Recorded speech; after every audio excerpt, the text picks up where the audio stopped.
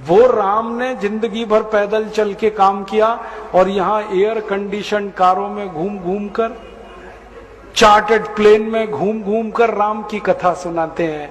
वो कथा वथा नहीं है, वो उद्योग है, व्यापार है, बिना टैक्स का। और मुझे बहुत शर्म है ये कहते हुए, समय आने पर प्रमाण से बात करूंगा कि राम कथा कहने वाले ब्लैक मनी को व्हाइट मनी करने के काम में लगे हुए एजेंट हैं और इससे ज्यादा कुछ नहीं है। और मुझे इससे भी बड़ी शर्म आती है कहते हुए कि आप जो उनको दे रहे हैं दान के रूप में, वो पैसा ब्याज पर उठा रहे हैं वो दूसरे लोगों को, और आपके दिए हुए पैसे से धंधा बना रहे हैं अपना।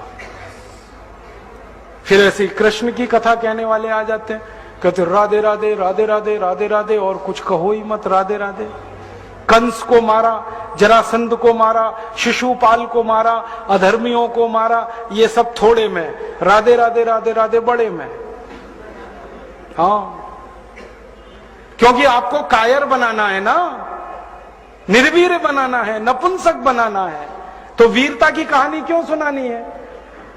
तो चुन चुन कर ऐसी कहानियां सुनाते हैं। और मैं आपको बहुत गंभीर बात कह रहा हूं कि ये सारे हमारे देश में जो पाखंडी लोग हैं ना, राम और कृष्ण की कथा कहने वाले, ये सरकारों के साथ मिले हुए हैं, क्योंकि सरकारों ने इनको एक कान में मंत्र फूंका है, तुम लोगों का ध्यान इस तरफ भटकाते रहो ताकि कोई महंगाई के खिलाफ न लड़े, गरीबी के खिलाफ न लड़े, बेरोजगारी के खिलाफ न लड़े, अत्याचार के खिलाफ न लड़े, वो डूबा रहे राधे राधे राधे राधे राम राम राम राम, बस इसी में।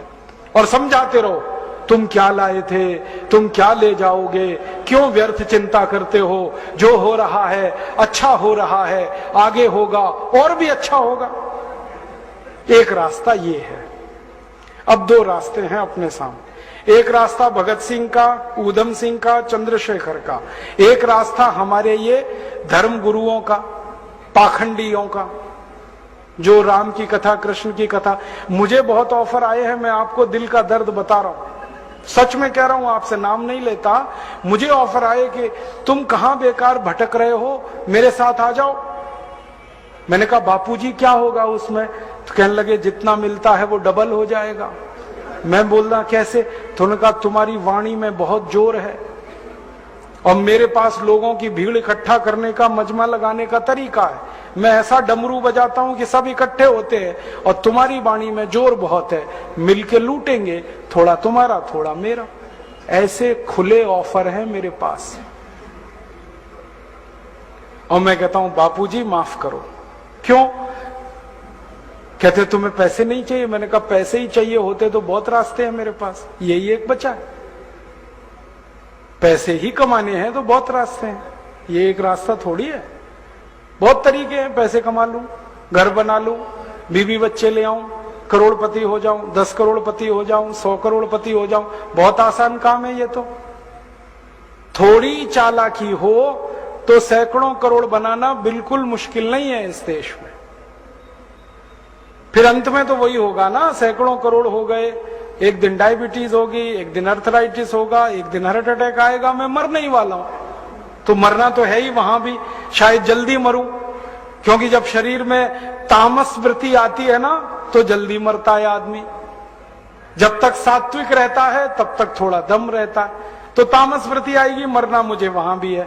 तो क्यों ना इस रास्ते पे चल के मरूं जहां सात्विक वृत्ति भी है, मरना है ये तो पक्का ही है, जिंदा तो कोई रहेगा नहीं। तो भगत सिंह का रास्ता क्या बुरा, ऊधम सिंह का रास्ता क्या बुरा, चंद्रशेखर का रास्ता क्या बुरा? कुछ करके मरो ना। मरेंगे ये सब भी, राम की कथा सुनाते सुनाते हार्ट अटैक आएगा, मरेंगे वो भी। डायबिटीज सबको हो रखी है, मैंने देखा है नजदीक से जाके, सब इंसुलिन लगाते हैं, खाते हैं गोलियां, अपनी डायबिटीज नहीं मिटा पाते, दूसरों को उपदेश देते फिरते। ब्लड प्रेशर सबको बढ़ा हुआ है, क्योंकि ये जो काला धन है ना, इसका हिसाब किताब करने में बीपी ही बढ़ने वाला है। सब बीपी की गोलियां खाते हैं, सब डायबिटीज के लिए शिकार है, तो दूसरों को उपदेश देंगे तो मैं भी लग जाऊं वो एक रास्ता है। एक रास्ता भगत सिंह, उधम सिंह, चंद्रशेखर का भी है।